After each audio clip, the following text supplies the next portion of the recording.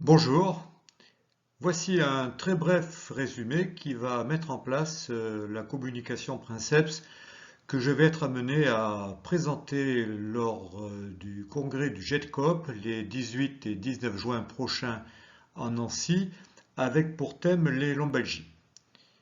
Le sujet que j'expose concerne l'approche posturale des lombalgies. Bien entendu, cette vidéo est un rapide survol et je vous invite à venir nous rejoindre pour approfondir ce sujet passionnant et de pratique quotidienne. L'examen postural avec toute sa spécificité sera néanmoins précédé par un interrogatoire et un examen clinique médical classique. L'utilisation d'un stéréomètre permet de localiser n'importe quel point du schéma corporel dans l'espace et en particulier, concernant les lombalgies, deux repères importants qu'il faudra jauger et mensurer, ce sont les épiniliaques antéro-supérieurs. Analysons tout d'abord les désadaptations posturales symétriques. L'examen du patient en position de profil à l'aide d'un fil à plomb va nous permettre de nous rendre compte si son rachis est équilibré, s'il est antéprojeté ou rétroprojeté, autant de tableaux nosologiques qui sont différents dans leurs étiologies et également dans leurs conséquences au niveau du rachis lombaire. Si l'entrée podale est déficiente, il faudra essayer de la corriger à l'aide de semelles plutôt de type proprioceptif qui vont aller chercher à stimuler des capteurs soit neurotendineux, soit neuromusculaires au niveau des muscles plantaires profonds. Toute tentative de correction est obligatoirement suivie de vérification, aussi bien au fil à plomb qu'au stéréomètre. Et il faudra même non seulement faire un dépistage au niveau de l'oculomotricité, mais se servir de cette dernière pour vérifier la pertinence des corrections podorthésiques. Les désadaptations posturales peuvent être asymétriques, c'est le cas le plus fréquent. Ces postures asymétriques sont particulièrement toxiques pour la charnière lombo-sacrée et le rachis lombaire et elles sont dues à une asymétrie du tonus musculaire postural. Elles s'expriment pleinement au niveau du bassin. Inclinaison et rotation s'accumulent pour donner une véritable torsion hélicoïdale du bassin, dont on connaît les effets délétères sur la charnière lombo-sacrée. Voici donc présenté l'approche posturale des lombalgies. Bien entendu, il s'agit d'un survol ultra rapide que je pourrai vous détailler lors du prochain congrès, où j'espère avoir le plaisir d'échanger avec vous sur ce sujet. En plus, et on va dire même en prime, lors de ce congrès, je vais vous présenter un atelier pratique sur un sujet complémentaire qui est celui de l'inégalité de longueur des membres inférieurs. Comment déterminer cliniquement une vraie différence des membres inférieurs et surtout comment adapter les corrections dans le plus strict respect des règles de la neurologie et du respect de l'axe visio-podal. Car corriger une posture ne relève pas de la biomécanique, mais vraiment de l'intégration fine de la neurologie de notre système postural fin. À très bientôt, je l'espère, de pouvoir échanger.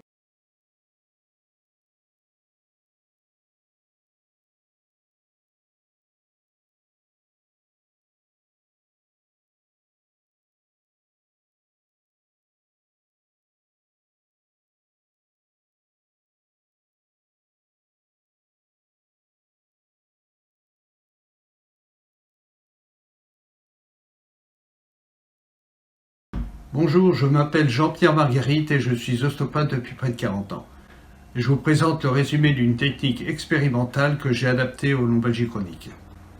Cette technique repose sur un enchaînement chronologique de manœuvres qui vise à améliorer la circulation du sang en direction des muscles du bassin. Ces manœuvres suivent 3 étapes qui s'effectuent au niveau du diaphragme, de l'abdomen et des hanches. Toutes ces manœuvres sont rythmées et s'effectuent dans la limite des amplitudes articulaires et de l'élasticité des tissus. La première étape consiste à redonner une meilleure mobilité du diaphragme.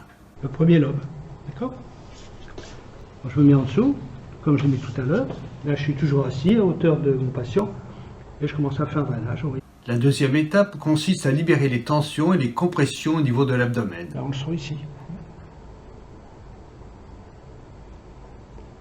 Si vous voulez prendre le pancréas, s'il y a une sensibilité, vous prenez ici T2. Et là, en même temps, vous faites le pancréas, vous faites l'angle de Tretz. Puisque je suis sur le pilier du diaphragme, là, je vais abaisser. L'angle il est au jéjunum. Et mon pouce est sur T2. D2.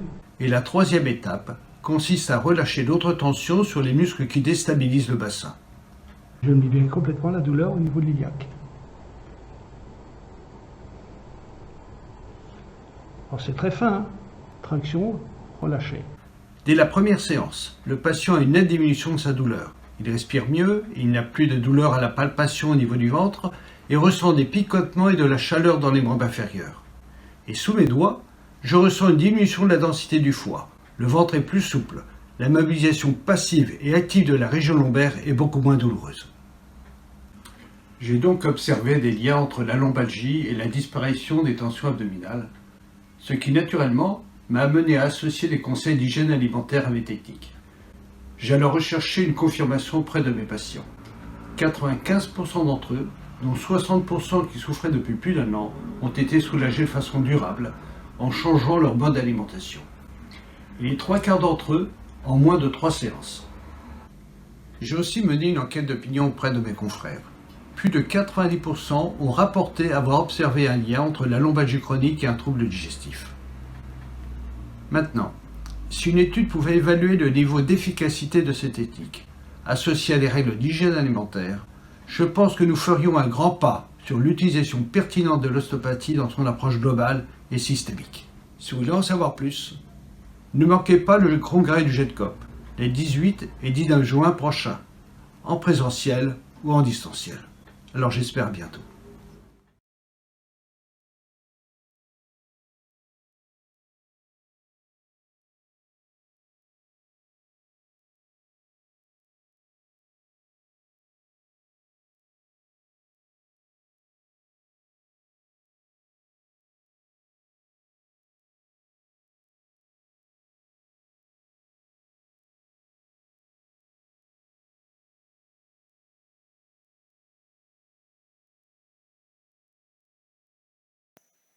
Bonjour, je suis Elisabeth Breton, membre du JEDCOP, réflexologue certifié titre RNCP, et j'ai le plaisir, au travers cet atelier de démonstration, de partager un petit peu avec vous quelques aperçus de ce que vous pouvez découvrir lors du congrès quand on va se retrouver en présence. Le pied, pourquoi le pied?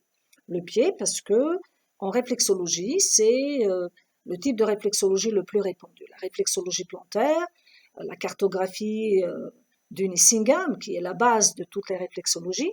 Alors, si vous voulez découvrir davantage comment, sur le pied, on projette les zones réflexes du dos, de la colonne vertébrale, sur le bord interne osseux du pied, à quoi et où on projette, par exemple, les zones réflexes en lien avec les lombaires, vertèbres lombaires, venez nous découvrir lors de cet atelier démonstration où on va vous présenter les projections de ces zones réflexes et également les techniques réflexes qui nous permettent de stimuler ces références afin que on envoie des informations au travers le système nerveux et vasculaire jusqu'au cerveau.